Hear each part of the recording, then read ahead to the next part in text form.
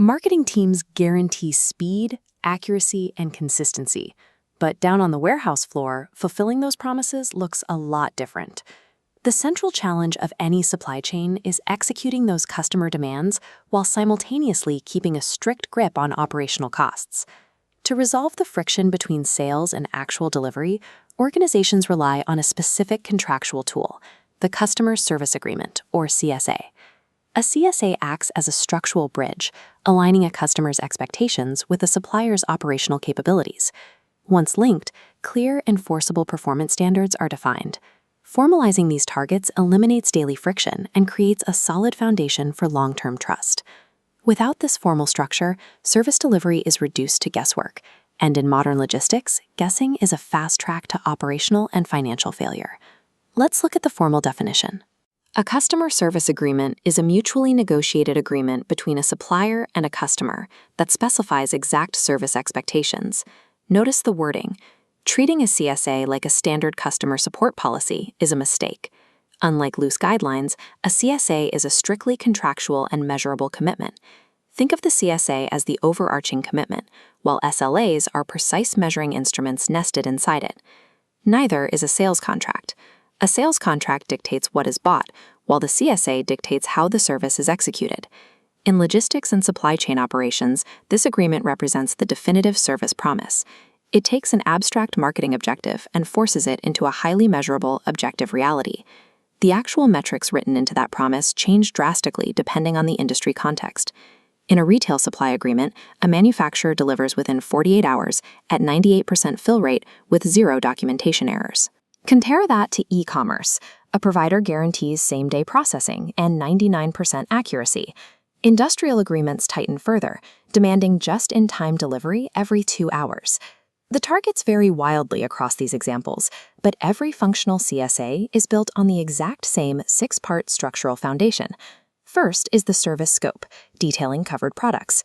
Second, service level metrics defines KPIs. Third, mutual responsibilities for both parties. Fourth, measurement and recording monitors progress. Fifth, penalties and incentives for performance. Finally, the review mechanism schedules renegotiation. Those financial levers, the penalties and bonuses, are crucial. They give the agreement its enforcement teeth. This precise 6-part anatomy is required to strip away vague business expectations and replace them with an objective performance framework. Let's look past the internal mechanics of the contract and examine the supply chain strategy that governs its creation. The ultimate benchmark in supply chain performance is the perfect order, delivering goods on time, complete, and completely error-free. But attempting to guarantee a perfect order for every single transaction across the board is absolutely financially ruinous to a supplier. This chart illustrates a core economic principle, the trade-off between service level and logistics cost.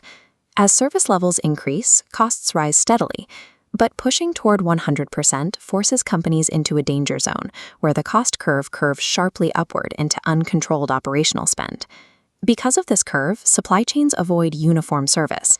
Instead, they use a segmented strategy. High-margin clients receive premium, high-tier CSAs near the top of the curve. Lower-margin clients get lower service parameters to protect the supplier's baseline profitability. Because of this rigorous segmentation, CSAs are highly formal, mutually negotiated documents that often form the basis of a long-term strategic relationship. Ultimately, a CSA acts as an instrument of financial protection. It ensures a company aligns its operational spend strictly with customer value, avoiding the heavy cost of overserving unprofitable clients. These segmented, highly structured agreements dictate the flow of goods and services across the global economy. You'll find them at the center of third- and fourth-party logistics contracts, manufacturing to retailer relationships, and complex IT and digital service deployments. But even with a formal structure, these agreements can break down in execution. The primary points of failure usually stem from misaligned expectations during initial negotiation, poorly defined key performance indicators, or simply inadequate systems for measuring the actual data. To solve these measurement failures, the modern logistics industry is rapidly shifting toward AI-driven analytics and real-time service monitoring. The contract is evolving from a static paper document reviewed once a quarter into a living, outcome-based digital agreement that tracks operational reality by the second. Let's review the core mechanics of the framework we just covered. First, why must service metrics be defined clearly? Precise definitions allow for objective measurement, accurate reporting, and the clear enforcement of penalties. Second, how does a CSA balance cost versus service? It prevents scope creep by strictly defining mutual boundaries, ensuring the supplier limits unnecessary operational expenditures. Third, why segment customers? Segmentation aligns the exponential cost of premium service delivery directly with the actual profitability of the client. Which brings us to the final definition. A customer service agreement defines the service promises, performance metrics, and responsibilities between a supplier and a customer to ensure consistent delivery of value in the supply chain. The CSA serves as the mathematical bridge that guarantees consistent value delivery across